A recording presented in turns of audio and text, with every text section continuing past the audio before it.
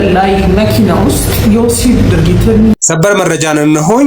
ጠበቃና የህግ አማካሪ ሰብለ አሰፋ ዛሬ አንድ የሚደንቅና የሚገርም ንግግር ተናግራለች።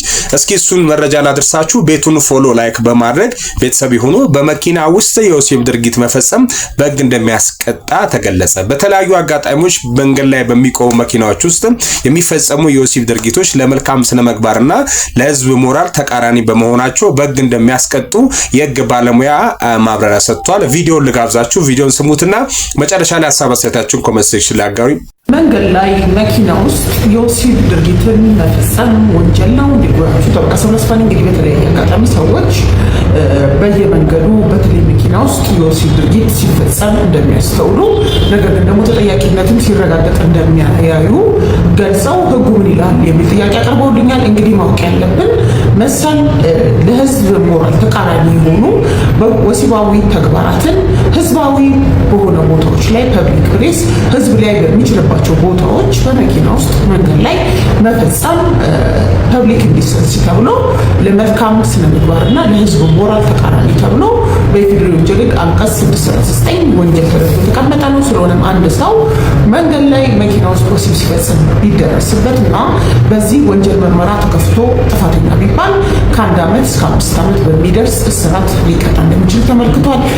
በተለይ ደግሞ ህፃናት ይህንን ድርጊት ካዩ ቅጣቱ ወደ 5 ዓመት ከፍ የሚል ሲሆን በራሱ ወንጀሉ የተፈጸመው ህፃናት በማያዩበት ሁኔታ ህዝባዊ ፐብሊክ ፕሌስ በሆነ ሰዎች ሊያዩት በሚችሉበት ሁኔታ ከሆነ እስከ 1 ዓመት በሚደርስ እስራትና በገንዘብ መቀጮ ያስቀጣል። ስለሆነ ይህ ነገር ወንጀል በመሆኑ ጉዳዩ ወደ ፍትህ አካላት ከሄደ ተጠያቂነትን የሚያመጣ መሆኑን መግለጽ ፈልጋለሁ። መሰረታዊ መረጃዎች እንታገኙ ይህንን አካውንት ይከታተሉ። አመሰግናለሁ። አዲስ አበባ ውስጥ ምንድነው እየተካሄደ ያለው? ሲንግልማ ወይንም ሲንግል ዳድ በዝቷል። ልጆች ያለ አሳዳጊ ወይ ያለ አባት ወይ ያለ እናት የማደግ እድላቸው ከጊዜ ወደ ጊዜ እየሰፋ ነው። እስኪ ሙሉ መረጃውን ላድርሳችሁ። አዳዲስና ትኩስ መረጃዎችን ሁሌ ፖስት ስለማድረግ የሲደመር ምልክቷን ንኩና ፎሎ አድርጉ። ላይክ እና ሼር እንዳይረሳ። የፍቺ ምክንያት ምንድነው? ውድ አድማጮቼ እስቲ ሐሳባችሁን ኮሜንት ሴክሽን ላይ አጋሩኝ። ፍቺ የ54 በመቶ ጭማሪን አሳየ። በአዲስ አበባ የፍቺ መጠን በከፍተኛ ሁኔታ መጨመሩን ተነገረ። በዋና ከተማችን አዲስ አበባ የቤተሰብ መፍረስ አሳሳቢ ደረጃ ላይ መድረሱን የሚያሳዩ አዳዲስ መረጃዎች ወጥቷል። የአዲስ አበባ ከተማ ሲቪል ምዝገባና የነዋሪነት አገልግሎት ኤጀንሲ ይፋ ባደረገው መረጃ መሰረት የፍቺ መጠን ካለፈው ዓመት ተመሳሳይ ወቅት ጋር ሲነጻጸር የ54 በመቶ ጭማሪ አሳይቷል። ባለፉት 6 ወራት ከሰኔ 1 ቀን 2018 ዓ.ም ጀምሮ ባለው ጊዜ ውስጥ ብቻ 5805 ጥንዶች በይፋ ተፋቷል። ሌጋሊ they were divorced ኢሌጋሊ ሆኖንም በዛው ልክ አስቡት። ይህ ቁጥር በሲቪል ምዝገባ በኩል ብቻ የታወቀ በመሆኑ በትክክለኛው ቁጥር ግን ከዛ ሊልቅ እንደሚችል ይገመታል። በተመሳሳይ ጊዜ ውስጥ የተመዘገበው የጋብቻ ብዛት 19800 ነው። ይህ የፍቺ ቁጥር መጨመሩ በልጆች ላይ የሚያሳድረው ማህበራዊ ቀውስ እጅግ አሳሳቢ ነው። በፍቺው ምክንያት 668 ህፃናት ከአንደኛው ወላጆች ጋር ብቻ ለመኖር ተገደዋል። ዳይሬክተሯ ወይዘሮ ቤዛዊት ብርሃኔ እንደገለጹት በአማካኝ በአንድ ቤተሰብ ውስጥ 2 ህፃናት የሚኖሩ ሲሆን ፍቺው ህፃናቱን ለተለያዩ ማህበራዊ ቀውሶች እያጋለጠም ይገኛል። ኤጀንሲው ባለትዳሮቹ ወደ ፍቺ ውሳኔ ከመሄዳቸው በፊት የልጆቻቸውን የወደፊት እጣ ፈንታ እና ህይወት ቆም ብሎ እንዲያስቡበት ጥሪ አቅርቧል። ውድ አድማጮቼ ለፍቺ ምክንያት ምን ትላላችሁ?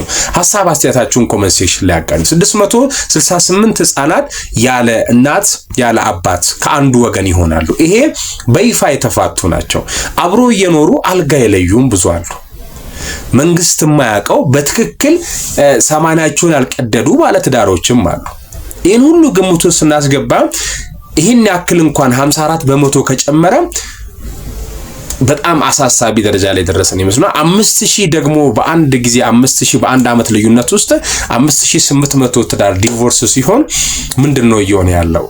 ሳይግባቡ መጋባት እየበዛ ነው ወይ? የሆነች ነገርን በማየት ወዲያው ስሜታዊነት ያየለበት ውሳኔ ከመወሰን የመጣ ነው? ከምን የመጣ ነው? እስኪ ሐሳብ አስተያየታችሁን ኮሜንት ሴክሽን ላይ አጋሩኝ። እንዴ አት ውሳኔ ከመወሰናችሁ በፊት እናንተም ብትተያዩ በፍቅር ህይወት ውስጥ ባህሪውን ብታቂ ትልቅ ውሳኔ ከመወሰናችሁ በፊት ይህን ማለት ወዳለሁ። ትዳራችሁ የተባረከ ይሁን። ያላገባችሁ ደግሞ አሉ